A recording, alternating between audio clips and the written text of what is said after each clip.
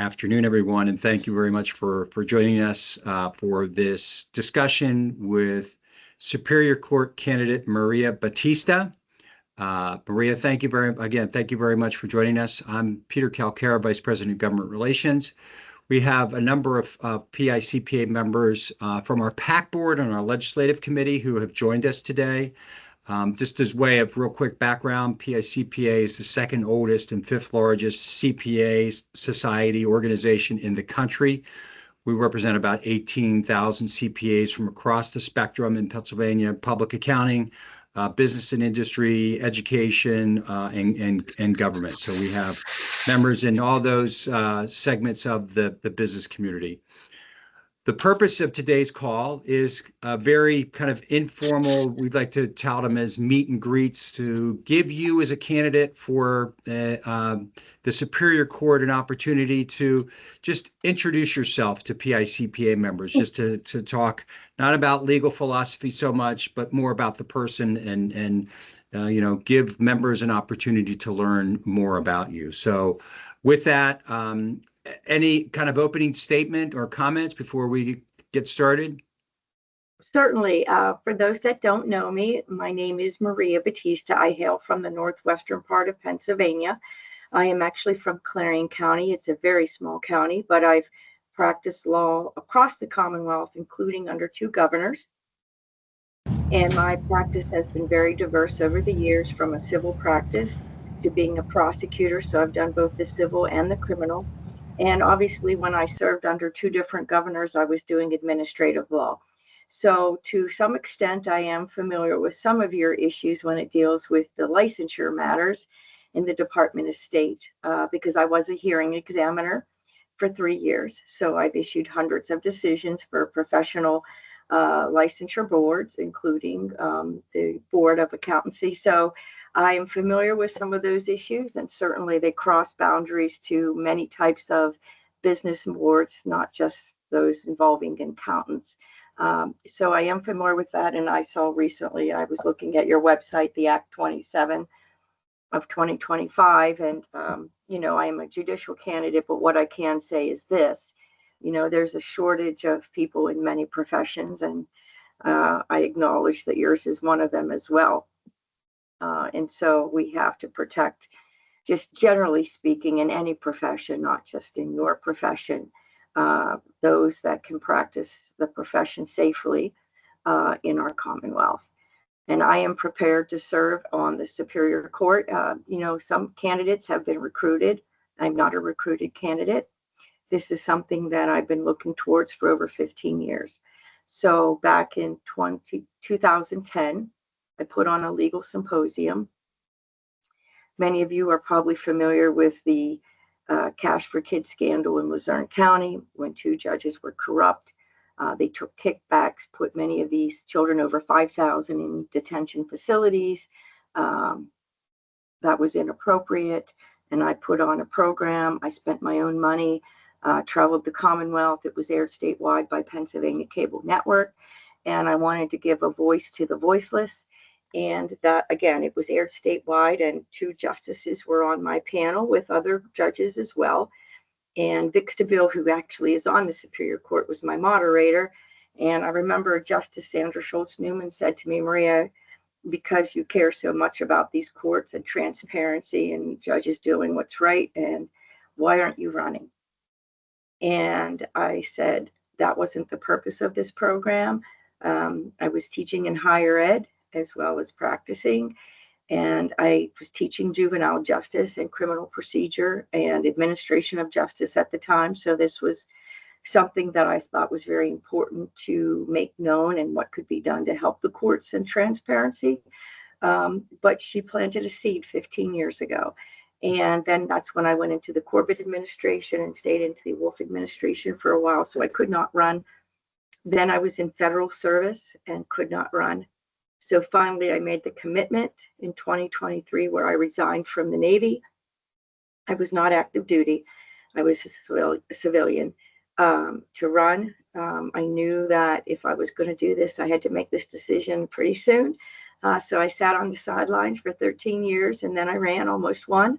I came in first place in 52 of 67 counties. I was first place at the polls. I lost because of the mail-in ballots in 2023. And so this is my second and last run. And I'm doing it for the right reasons. I'm doing it for all Pennsylvanians. I don't care what your party is. I don't care if you're not registered to vote. We need good judges that are going to uphold our law and our Pennsylvania and U.S. constitutions and do what's right in every single case. And that's why I'm running. I'm curious, why did you choose a career in law? That's a great question. Again, I never thought I'd even be going to law school. My father was the only one of 6 children that went to college because his parents were immigrants from Italy, could barely speak the language. And he happened to be in World War II in the Battle of the Bulge. So he had us very late in life. He was in his late 40s. And so he got the GI Bill and went to college. He was a music teacher, then a principal, superintendent, and then was a professor at Clarion University. And he said, I don't care what you do in life, but you're getting a degree in education. Because he felt that having an education degree was very, very important. Both my parents were educators initially. My sister's still a teacher. And I wanted to do a different path. And so I also had a bachelor's degree in speech communication. And while I was in that degree, I was on the debate team. And I did very, very well. I became the state champion for Pennsylvania in persuasive speaking. I never thought I would do interp events. I didn't consider myself one that did interpretation events, but I also was top 30 in the nation.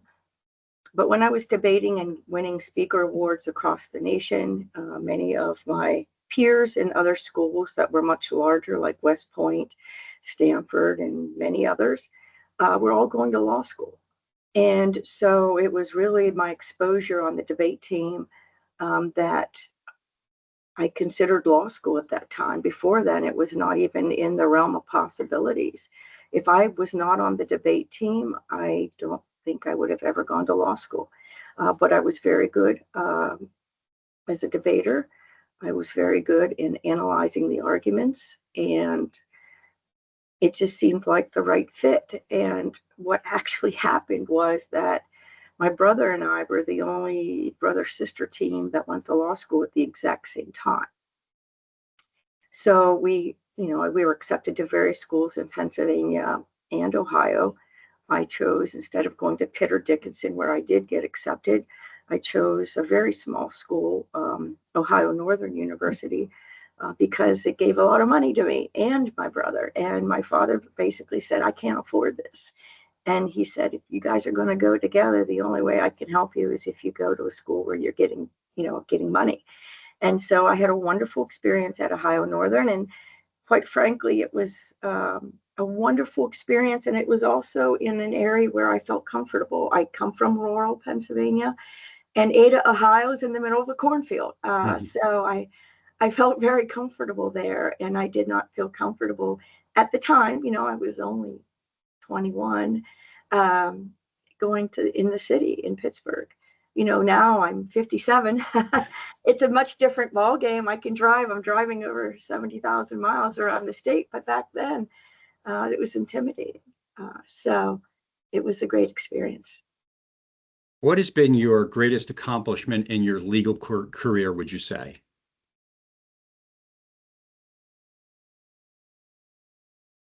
I can't say that it's one specific case. I think my greatest accomplishment is always doing what's right. Certain people become compromised in their professions, and I never did. And I can tell you that as a hearing examiner, and it wasn't just the professional licensing cases, because we heard cases from most of the state agencies. I don't know if you ever read the book called Tough Choices. No. But it was released back in, I think, 2007. And, sometimes when you're reviewing evidence and the law, you're literally on the line saying which way, because of whether the law was clear or not. And I can tell you, of the 6 hearing examiners, more often than not, even though I'm a former prosecutor, I didn't necessarily side with the prosecution if it was up in the air. I really took the extra time to analyze the evidence and the case law. And if you look at many of my decisions, it was not for the Commonwealth, it was for the respondent, whether that was a doctor, whether that was a nurse. I think I only had maybe one, maybe two cases with an accountant. Those cases are not usually ones that came before us. It was more in the healthcare professions or other professional licensing boards. And I think the one case, and I was trying to remember before this interview today, it was an underlying criminal matter where someone shot someone. So it was a criminal conviction issue that was brought, based on your professional board. But I don't have the recollection of that because it was long enough ago that I don't have that information handy to evaluate. But I can tell you that I can sleep at night because I've always made tough choices and I always felt that I did what was right. I can tell you one case that was appealed to the Commonwealth Court, which interesting, and people don't realize this when you're a hearing examiner, because it goes to the professional board and they may reverse you or they may affirm you or reverse you and affirm you in part, that you don't know when it's actually appealed to the Commonwealth Court. And your name is not on those cases. They only refer you as a hearing examiner. They don't refer you by your name as a hearing examiner when it goes to the Commonwealth Court. But there was one case, and again, it was a pretty egregious underlying criminal matter. And it wasn't an accountant, a board department. And it wasn't with your professional licensure board, but it was with another board. And sometimes there is overreach with the government. And I took a position that I felt was the proper position. It wasn't going outside of the law. It wasn't going outside of the Constitution. And the board reversed me entirely. And it went up to the Commonwealth Court. And I went to a judicial conference. And of course, I knew nothing about this because I didn't even know it was appealed. It wasn't until it was actually decided that it was brought to my attention that this case went en banc, and that they reversed the board and agreed with me as a hearing examiner. So I set precedent in the Commonwealth of Pennsylvania with that case, and it really protects all professions. That if you do have a criminal conviction and it's remote in time and you have rehabilitated and you are safe to practice your profession, that case is now precedent in the Commonwealth for all. What is the name of that case? David King case. I can even send you an email with it. But it was, it's a case that had a horrible underlying criminal conviction, but that wasn't my job.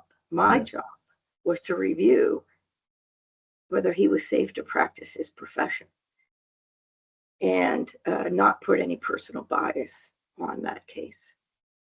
You mentioned that you were a hearing officer at the Department of State Bureau of Professional and Occupational Affairs, and you had wrote some decisions with regard to the accounting profession. What other interactions have you had with the accounting profession over your career? Any? Just curious. I really haven't, other than having my own personal accountant. Okay. We like to hear that. We like to hear that. Is there a specific state case that you think over the last few years, I believe, has had the biggest impact on the business community in the Commonwealth? I can't cite to something specific because Okay. I haven't followed those. I was in the last few years, I was doing federal law issues, contracting issues for the Navy. So my whole focus for 3 years was simply the warfighter. Okay. I think you talked about this a little bit, but do you want to add anything on how I guess we'd call it your judicial philosophy, how you approach a case? I know you've talked about it a little bit, but anything that you want to? Sure. No, when you're dealing with cases on appeal, you're not seeing the witnesses. You are reviewing a transcript. You are reviewing whatever evidence that was brought before the lower court. and if there's expert testimony, photographs, videos, whatever it might be. And it's the issue that is being appealed that you are reviewing. And so it's really important for any person that's appealing a case to the Superior or Commonwealth Court or the Supreme that they frame that issue properly so that you're actually answering the question that really needs answered for whoever the party or the entity is. And that is what's very, very important. And so then in that frame of reference, the role of a sitting judge on the Superior Court or the Commonwealth is, okay, this is the issue that was brought. Let's look at the record. You know, what was brought? Did the judge, did he or she abuse his or discretion or whatever the error that is claimed from the court below? And if so, you know, look at those very specific facts to the case law that is at issue, or if there is a constitutional issue, because at times there is, and then address that issue specifically. What we have seen, more so in the criminal realm, but certainly also in the business realm. You know, I just talked to an oil and gas company recently, and the statute was clear on its face. It went up to the Superior Court, and he was sharing with me that that panel of 3 judges, because for those that don't know on this call, most cases in the Superior Court, even though there's a 15-judge court, they're heard in panels of 3 judges, the majority of cases. And it's random, so you don't know who you're going to get on your panel. And in his opinion, that particular case, the issue of what the definition was of something was very clear from the statute. The Superior could put their own spin on it and interpreted it differently. And so that impacts the drilling of every single well in Pennsylvania. And so when I am reviewing a statute, I try to get to the intent of what was the intent of that statute. Sometimes it's not clear on its face, right? And so you have to go and try to decipher what was the intent of the legislature. You don't impose your own personal opinion or bias on what it is. I've told legislators before, because I've done government affairs before, that the biggest issue that I saw as a hearing examiner and when I was doing policy and government affairs is that if you want something clear, then you need to define it in the bill. Because if you don't define it, then you are leaving it up to a hearing examiner, a board, or a court to try to decipher what that is supposed to mean. And when I was an attorney in the Department of Health, it was the same way. And same thing when I was a board counsel for both healthcare and business boards. That is the biggest deficit that I've seen in any statute, is that if maybe sometimes you want something vague, so be it. Yeah. But if it's something that you want very specific, and it's an understanding in your profession that it is very specific, then it should be defined in that statute. That is not the role of the court. The court is to look at the statute and try to determine what is the law and review it based on whatever the facts of that specific case are. There are no cookie cutter cases. And that is the issue going on appeal, because there are so many cases, to make sure that you treat every case with the due time that is needed to review it properly. And so the 3-panel court is very important, because you don't know who you're going to get. And that could change the complete outcome, not only for your case, but for your entire profession. And right now, there's a lot of unreported opinions in the Superior Court. They're called one-offs, because the precedent is all over the place in many types of situations. And that is incredibly unfortunate. And the only way to change that trajectory is to elect judges that you think are going to do the right thing every single time. And it's hard to know who those people are, no doubt. I'm not going to say it's an easy process. Yeah. But they're You 10-year terms. you mentioned that you were a candidate for this same court in 2023. What did you learn from that experience? The biggest thing that I learned that I thought I knew, and it was affirmed for me, is it didn't matter what county you came from. It didn't matter if it was a small county or a suburban or urban county. People want the same thing. They all are working hard just to put food on their tables, protect their families, their communities, and if they have the need to go to court, they want to make sure that they have a fair shot, even if they are ruled against them, even if a judge is ruled against them. And I just had this conversation last night with someone in Reading. She said, I want to know that when I go into court, that I was heard, that the judge was thoughtful, that he did not or she did not have any bias, and that they reviewed the case thoroughly. And if that person does that, then I can accept the outcome, whatever it might be. But many people, and I'm talking about all walks of life, feel that the fix is in, that they can't get a fair shake, especially depending on what their ethnic background is or where they live. Again, I mean, I'm going to every single county. I'm trying to go to diverse groups. Where I live, there is no really diversity. And that's the other thing that I learned. I tried to reach the groups 2 years ago, but I have done a lot more this time to reach diverse populations. And even in August, we ordered Spanish signs. My literature is also in Spanish now. We can't do that for every diverse population, but that is probably the largest diverse population, speaking population.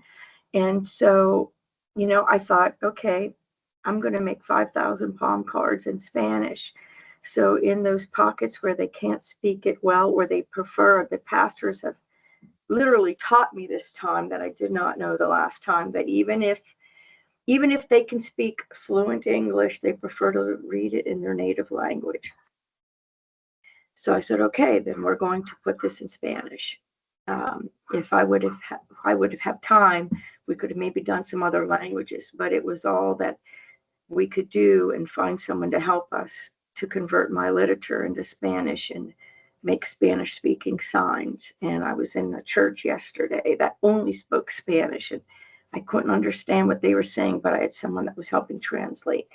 And so I've become very, very sensitive to that. Obviously, when I was a hearing examiner and there were 50 plus languages that were more in my courtroom, we always had an interpreter. But when you're a candidate, you don't have that luxury. Yeah. And so unless you can find someone from that community that can help you, there is still a language barrier as a candidate. And to the extent that I'm able, I try to find someone in that community that can help me, because I don't have the luxury of getting an interpreter like I did when I was a hearing examiner, to make sure that the person that was appearing before me had a true fair opportunity to be heard and could understand, because we had an interpreter in that hearing room that could speak their language. Thank you for that. I want to open it up now to PICPA members. We have just a couple of minutes. Anybody have a question or a follow-up question? It'd give you the opportunity. Have to unmute yourself. Okay.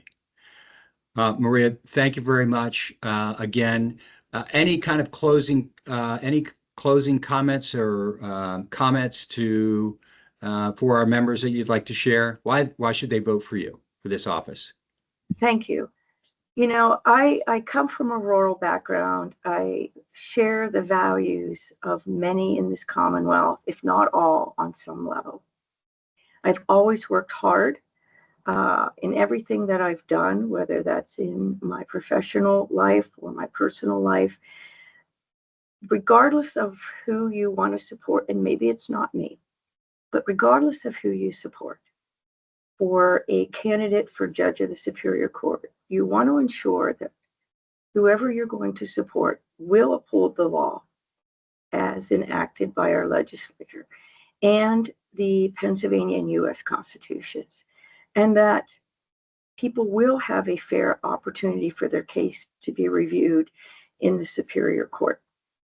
Not only have, I'm the only prosecutor in this case that has done the criminal cases, and about 60% of the caseload are criminal, and that doesn't necessarily impact your profession directly, but some of your members would have had a criminal background that may have to go before the licensing board, but the criminal matter would actually go to the Superior Court if appealed.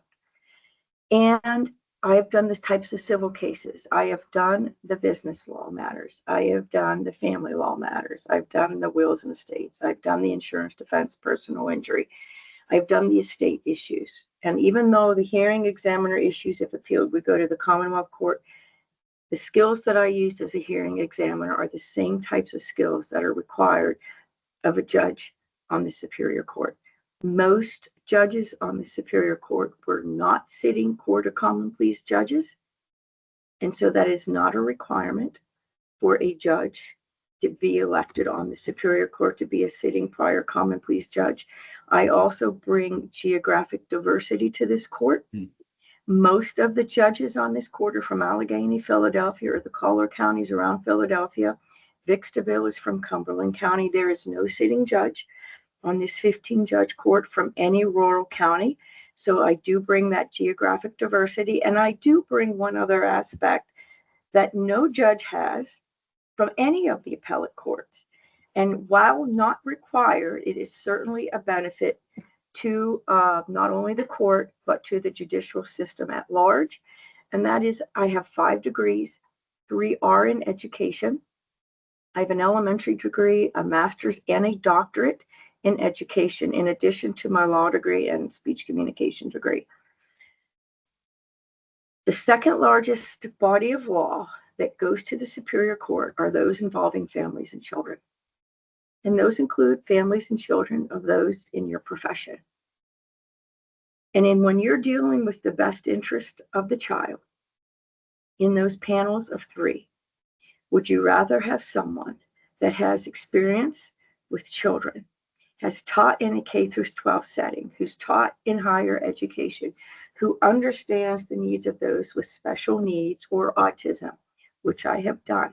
And I've helped many families in that realm over the years. In fact, I was the one attorney and parent who helped get that bill passed back in 2007, where you could get insurance for children with autism. Denny O'Brien at the time got that out of the House, but it was sitting in the Senate. And Don White, who was the head of the insurance committee at the time, would not take that bill and put it on the floor for the vote. And I said to him, I said, "You haven't met my son. He was diagnosed with autism." And I said, the things that I have done to help my son, I said, he has improved. And I said, insurance does not cover anything for his therapies. And I said, if we're struggling to pay for these therapies, what's all the other parents doing? And he finally got that bill onto the floor, and it did pass, and it became law. And I told my son back then, one person can make a difference.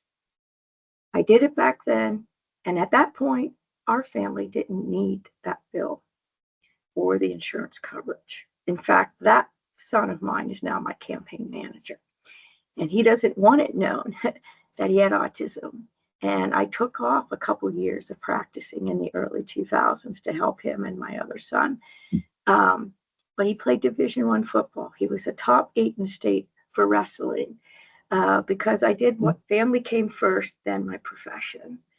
And a video is going to be released here, probably either today or tomorrow. And it's called Determined to Make a Difference. And I do believe I am that candidate that is determined to make a difference, not as just one judge, but to help our whole judicial system. And I can also help train other judges on the Court of Common Pleas, because it's actually the sitting judges that have had experience in different areas that become the faculty for those continuing education credits. I mean, I've taught the continuing education in oral arguments, in hearings for appellate oral advocacy, and in healthcare matters. And I can do the same when it deals with issues that come before the Superior Court. And so I ask all of you to evaluate my background, but also the integrity that I would bring to this court, because it's so very important. And I thank you for the opportunity to be heard today. Well, Maria Battista, thank you very much.